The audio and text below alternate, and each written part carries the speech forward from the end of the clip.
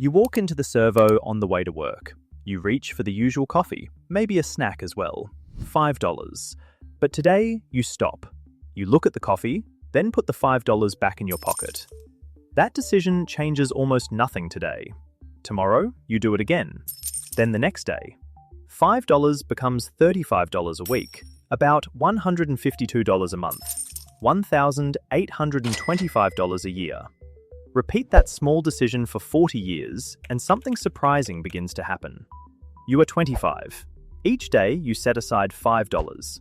For the maths, that becomes $152.08 invested every month in a broad Australian shares fund. We will use VAS in this story, one fund holding roughly 300 Australian companies. We will assume an average return of 9% a year and reinvest every distribution. Real life will not follow a smooth line, but the habit is simple. $5 every day. 1 year passes. You have contributed $1,825. You nervously check the account. The balance is approximately $1,900. The investment has made about $74. Tim, your mate from work, laughs. A whole year for $74? You laugh with him, but a flicker of doubt crosses your mind.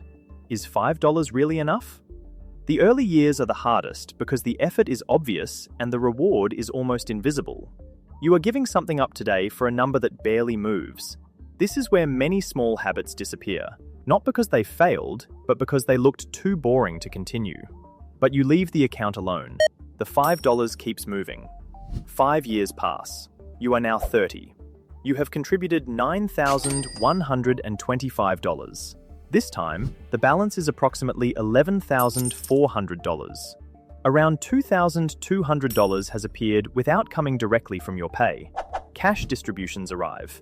Some carry franking credits. You reinvest the cash and buy more units of the fund. Tim takes a different path. He tells you about the Afterpay shares he once owned. The price climbed, then collapsed. Tim sold near the bottom and decided investing was not for him. You do not depend on one company. You own small pieces of hundreds of Australian businesses. For the first time, the account begins to feel real. Then comes the test that separates a habit from a temporary experiment. The market falls. Not by 3% or 5%, it falls by more than 30%. That has happened in Australia before. In 2020, the ASX 200 dropped 35% from its February peak in just over a month. Your account falls with it. Tim sends you a screenshot. Told you. It is all gambling. You stare at your investing app.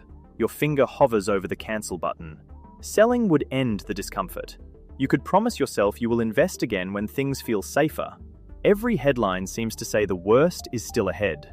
At work, Tim checks prices between meetings and tells anyone listening that he got out just in time. You feel foolish for continuing. But this is the first moment the $5 habit asks something difficult from you.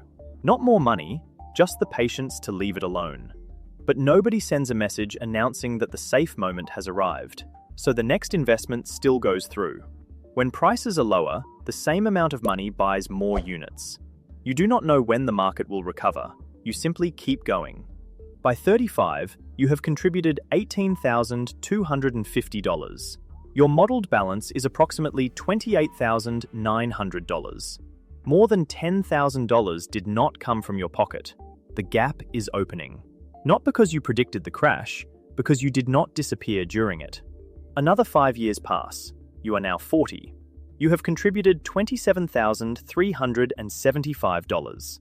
The number on the screen reads approximately $55,800. That cannot be right.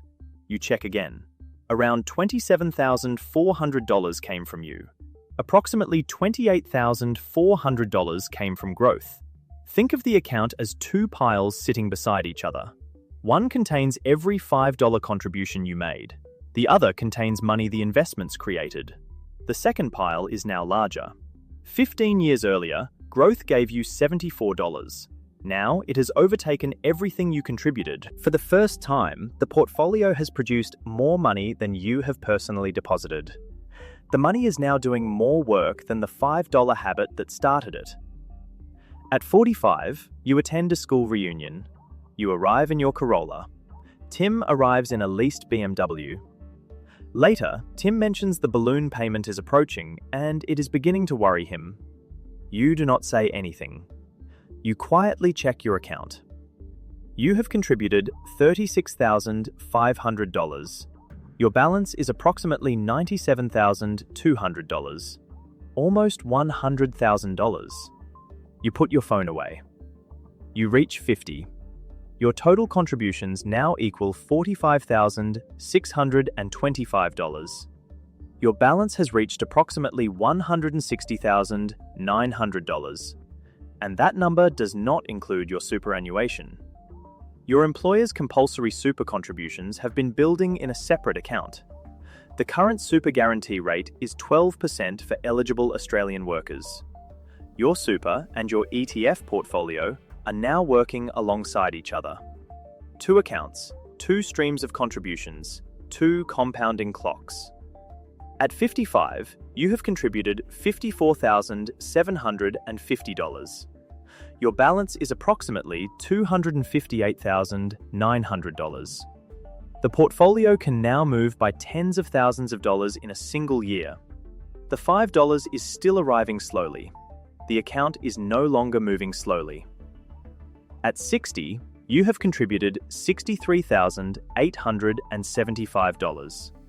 The number waiting for you is approximately $409,700.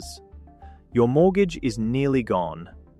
For years, the portfolio felt small beside the mortgage. Now, the mortgage feels small beside the portfolio.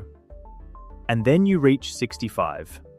40 years have passed since that first visit to the servo. The total amount that came directly from your pocket was $73,000. You log in one final time.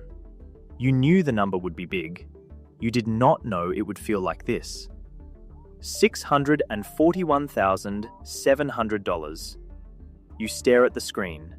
Of that amount, approximately $568,700 came from investment growth. The market created almost $8 of growth for every dollar of your original $73,000. $5 a day. Nothing dramatic. No perfect stock pick. No prediction about when the market would crash or recover.